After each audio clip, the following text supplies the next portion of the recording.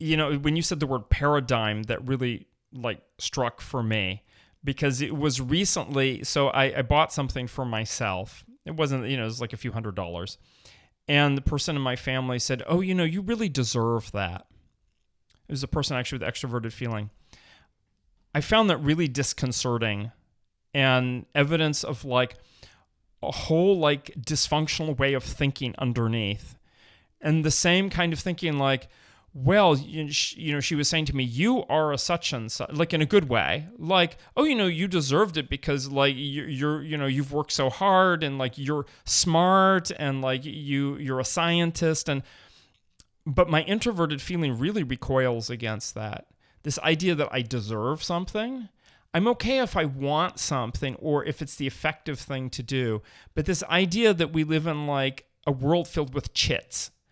And that like, oh, like I did a certain amount of work, so I can like reward myself with it. And then the whole notion of I am something, I am this, I am that. I'm like, there's I am, and then there's a period that goes there. Or I can say I am doing this now, or I did that in the past. But to label myself or self-entitle, because there's this paradigm of sort of, I want to say like basically chits, like I put in this work or people gave me this title or whatever. My introverted feeling is very offended by all of that. It's like that's trying to add a whole layer. I'm like, that just does not belong there. That leads to a whole way of thinking that is about, it becomes enmeshed. Yeah. And whereas I really want to take that position of being like present and compassionate, but also having boundaries. And that's why, for example, like following a Buddhist philosophy doesn't mean you suddenly become like kumbaya nice person, because one is holding boundaries and resisting false, what I would view as a false or misleading, potentially poisonous paradigm. And I see that, regardless of the person's type preferences, they can hold a paradigm that becomes, it could be very functional, but eventually is it like a swamp that sort of consumes the person. And then that can lead to toxicity, because it leads to a whole life path that is like, well, they did this to, like a victim mentality, for example. Yeah. Well, it's so funny because I totally understand the phrase, you deserve that. Right? My extroverted I resonate like, with Daria. I know. I'm I'm like, I get that that. makes sense to me. Well, I think it's because, not that I have a very sophisticated version of it, but extroverted feeling does a lot of, it experiences itself as doing, giving first. That's how extroverted feeling experiences itself. Like I had this moment yesterday where I was pouring out smoothies. I'd made a smoothie in a blender and I was pouring out 3 into cups for Joel, myself, and Joel's son, Gunnar.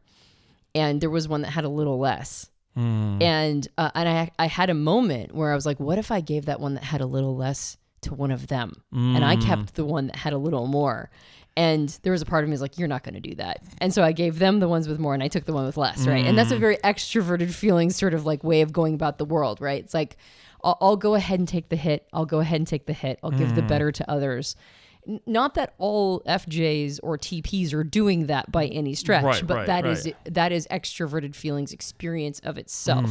So then when it takes for itself, right? When it does something for itself, it's like, you know what? I've given to everybody else first. I'm allowed to have this. I've earned it, right? Like I deserve it. Well, maybe not earned, but it's like I deserve it. A permission statement. It's permission. That's right. And so to extroverted feeling, when you say that, it's like you're giving yourself permission to take the smoothie that has a little bit more, right? And you're like, I deserve this. I can do this for myself. Whereas introverted feelings is like, well, first of all, I wouldn't have paid any attention probably. Wouldn't have even known that one had less. I would just hand it out smoothies, most likely. True that. Yeah, but if it was like, like if introverted feelings like, I'm not that hungry today, I'll give the other one, I'll take the one with less, or I am really hungry. That's exactly where my mind goes. Right, I am hungry, so I'm going to take one. It's like, what's my state right now? Right. I'm going to make my decision based on my state, as opposed to extroverted feelings that's like, dare I take the one with more, right? And somebody's going to get shortchanged. And I think what you're mentioning is sort of like, if we think of it as along a spectrum in a way, that you're describing extroverted feeling that's a little bit more on the holistic side. It's like giving it and being a hostess and so on. And then that could eventually turn way down the line there on the spectrum to like a victim mentality, the person, the doormat that's always ISFJ, that is sort of the stereotypical is a doormat, stepped on for years, puts up with a lot of stuff. Right. At the other end, we go and then there's this analytic extroverted feeling in a positive way that's like the shepherd, and is doing for other people, but also expecting from other people in return, and like assisting people in like forming and maintaining community. Like, what is our responsibilities to each other? I mean, the fact is we live with each other, and we, like, how do you be a good neighbor, for example? Yeah. Well, and then there's a toxic version of that, which is like, oh, it's my job to indoctrinate other people in my needs and values. Right. In order to force people to get along. And then that ironically becomes a bully rather than a victim. Yeah. And so that's when we talk about the toxic, I'm talking about like those ends of the spectrum. And then does the person just do that occasionally, accidentally? Or that's like the one thing? Or is it like, do they become swallowed by it? Right. Yeah. Yeah. Extroverted feeling is tapped into that transactional piece.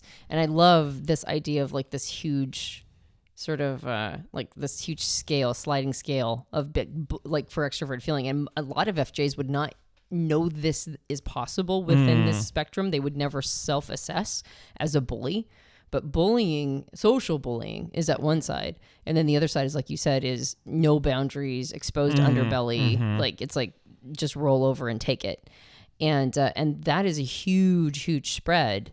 And like you mentioned, people on the edges have the challenge. But I want to go back to the solution, which is integrating the other side of introverted thinking, because introverted thinking gives both of those sides.